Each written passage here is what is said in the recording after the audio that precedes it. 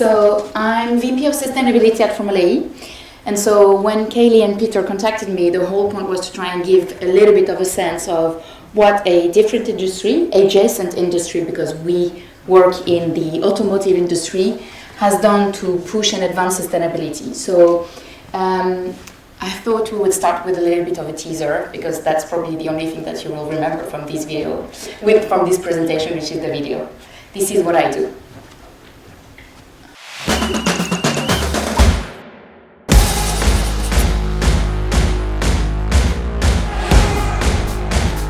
We go green in Beijing. They make contact.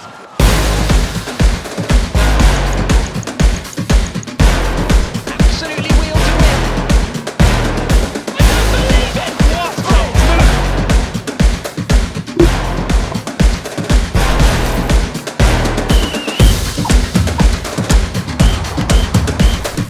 He's going for it. Sends it.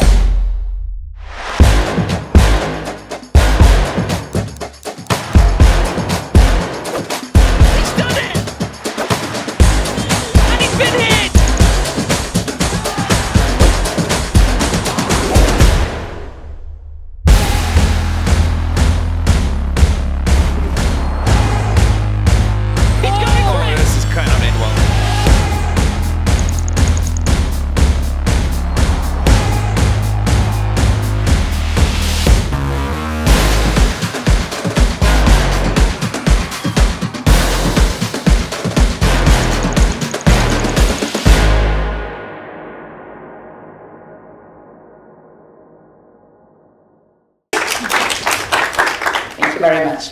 So the whole point is to discuss how we've been using sustainability to actually propel a sport, and how obviously the sports platform has supported to advance a more sustainable way of transportation. First of all, why do we race electric? Because you could think it's a bit of a weird thing to want to invent and start from scratch a racing series, because you could potentially argue, for those who like motorsport, that there was already plenty in the space, F1, WRC, WEC, and so on and so forth. But we decided to race electric because we were seeing that the main trend on our streets, the main way of moving for us, would be electric vehicles. And so 10 years ago, even 12 years ago, when we started the series and the championship, we actually realized that for EV to be a reality on our streets, we needed really to give it a big technological push and also a big perception push. And the reality was the fact that, yes, they were promising. Yes, the EV technology is probably the most performant technology that you can find in terms of, automotive and, road mobility. But those vehicles were not advanced enough. Further than that, the problem was mainly happening at the heart of cities, because in the heart of cities, that's where we have most vehicles being used by the main share of the population. Cities gather 80% of the global population, but that's also where they gather most of the CO2 emissions and NOx and SOx that actually are detrimental to our health, especially to the air that we breathe. And so every year, the equivalent of New York City dies in the world because of air pollution. And obviously electric vehicles have no tailpipe pollution. So not only they were technologically the right solution, but they were also, from a sustainability, health, and well-being perspective, the right solution. So we needed to find a way to advance and accelerate the adoption to electric vehicles. And we decided to do that through racing, because racing is a great technological laboratory and a fantastic marketing tool. I hope you will agree with me following the video. In essence, the way we structured the vision for this championship, and this is not my sustainability strategy, this is the way the business is set up, is that sustainability starts from the top. And everything that we do, our vision, is to accelerate sustainable human progress. How we do that? We do that through the advancement basically brought by the electric racing. And the electric racing, as I said, is two things. One, developing the vehicles and the technologies that you and I will be driving tomorrow, or already are driving. We will come back to that. And two, basically using the power of the sport, because we know sport is something that mesmerizes people, to send a positive and strong message about EV adoption. Because obviously there were barriers about adopting electric vehicles. And again, I'm talking 10 years ago, there are still barriers today, but imagine 10 years ago. So some of the barriers that we faced and some of the examples that we've been able basically to showcase and prove as a support were the battery technology and the fact that our batteries were not lasting long enough on streets, but also racing, from the racing point of view. When we started Formula E 10 years ago, for a 45-minute race, we had to have 2 racing cars per driver. So imagine that halfway through the race, we had to have the racing driver coming back in the garage, jumping from one car to another to then finish the race. We even had car manufacturers, big names, German names, that said to us, the concept is great, but until you're able to fix this battery technology problem, we won't be joining the series. Guess what? 4 years after, they were racing with us, and they're still with us.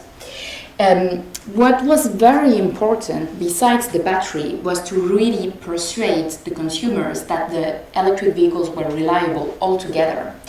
And so this basically has been something that we used throughout every races. And notably, the first race that we did in China, Beijing, we had a spectacular car accident where literally the car flipped in the air and landed on the barriers, the protective barriers that we have for the circuit.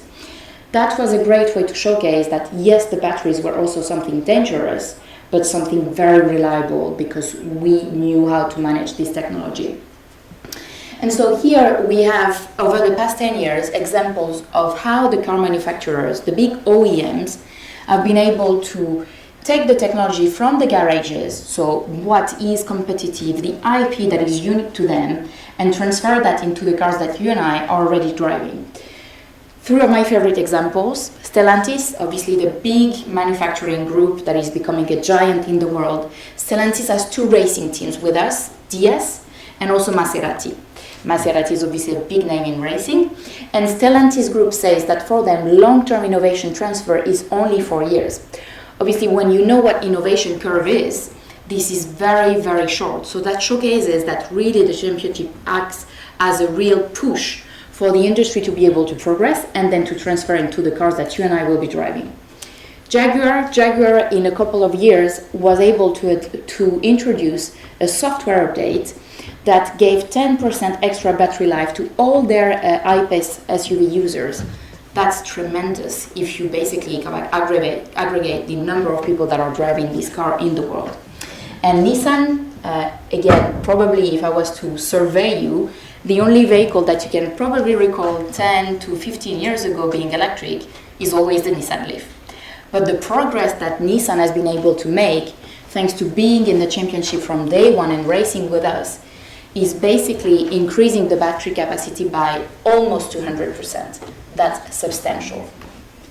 So in essence, we've delivered on the promise of the EV technology by really integrating this element of racing as a great way to fast forward technologies that were promising, that were seen to be really the dominant technology, but not delivering fast enough in terms of catching up for the passengers to adopt.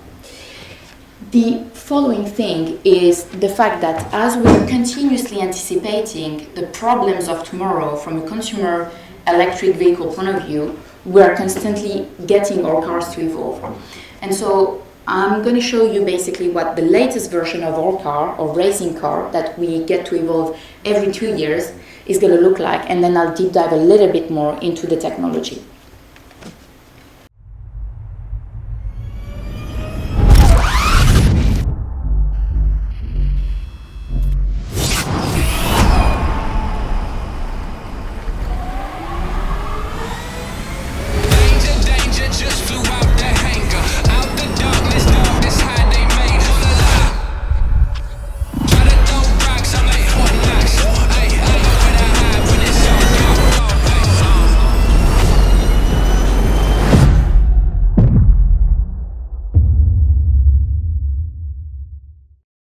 So this car that you've just seen is basically the latest version that is going to be racing from December onwards.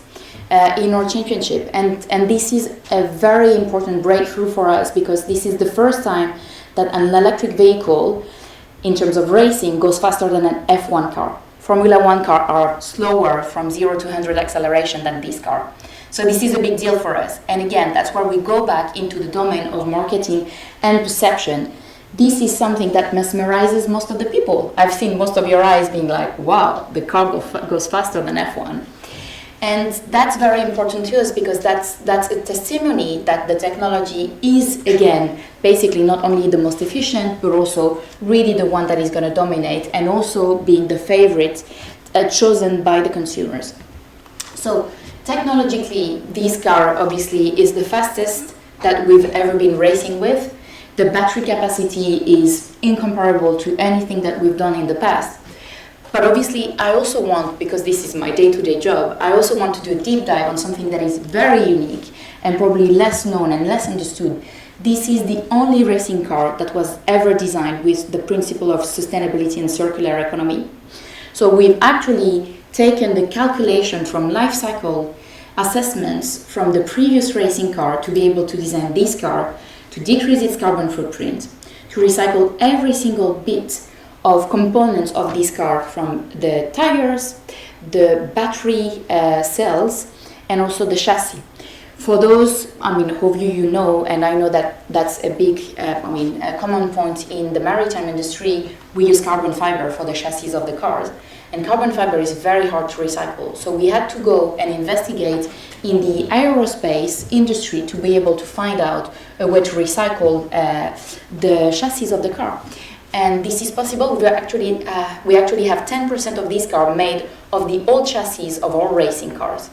So this is, again, a breakthrough in our industry. And what is very important is that we've created systemic change, because we forced every single supplier involved in designing the car, putting in place an environmental management system, and also basically delivering on those ambitious KPIs that we had put together. Since then, the industry that regulates automotive industry, the federation that regulates the automotive industry, the FIA, the Fédération Internationale de l'Automobile, has put in place a mandatory ask in every single tender to put sustainability KPIs. So that's how you also pioneer, by using the different strengths, pulls and triggers in the industries, in the industry where you operate, to be able to make a more, let's say, a sustainable transformation and then more sustainable operations. And I think that's it. I'd be very happy to take some questions if you have. Thank you very much. Julia, are there any questions from anybody? The gentleman right at the back. What happens to Formula One?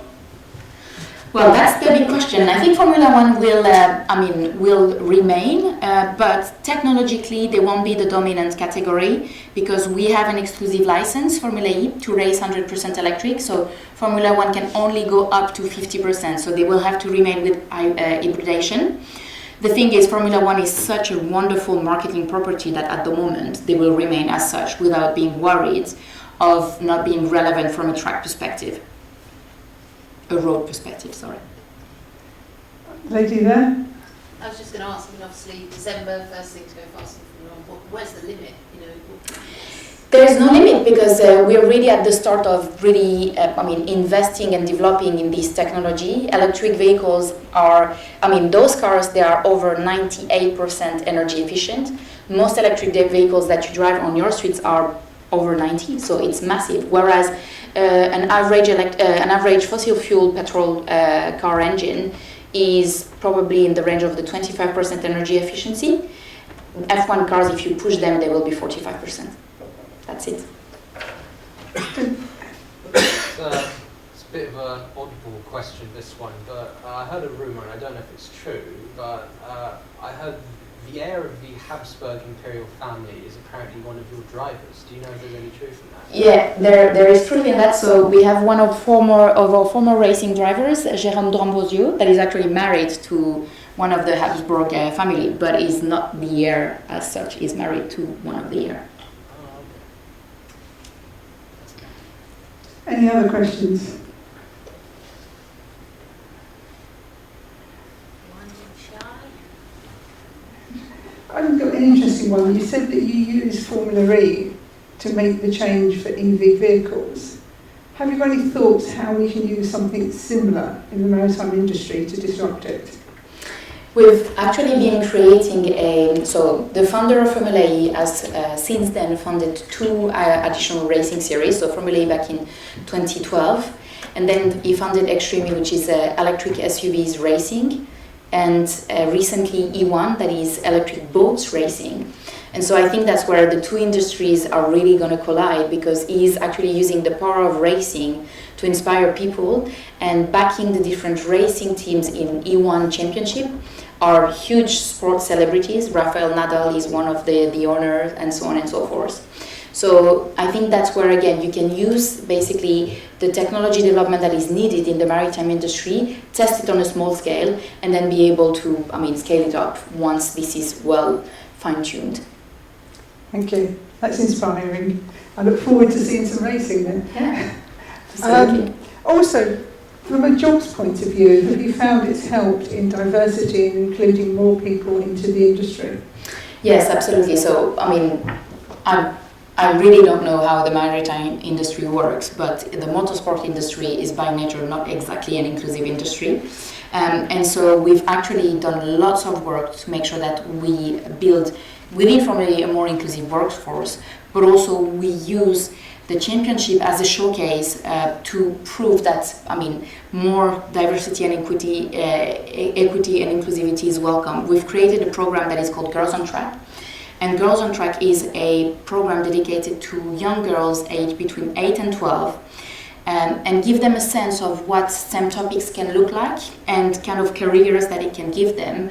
So every Friday before the race, in every single race location, so roughly 16 races per year, we race always on Saturdays, so the Friday before the race, it's really Girls on Track Day. We've got 150 girls that come to the track, and they get to experience really what engineering can look like in terms of small challenges, mechanics, journalism, and so on and so forth. They get to meet with the teams and the drivers to make the first contact in this industry and be able to project themselves. And then we leave them in the safe hands of the local branch of our federation to give them support in terms of orientation, to be able to decide what kind of studies fit best for them, should they want to enter the motorsport industry.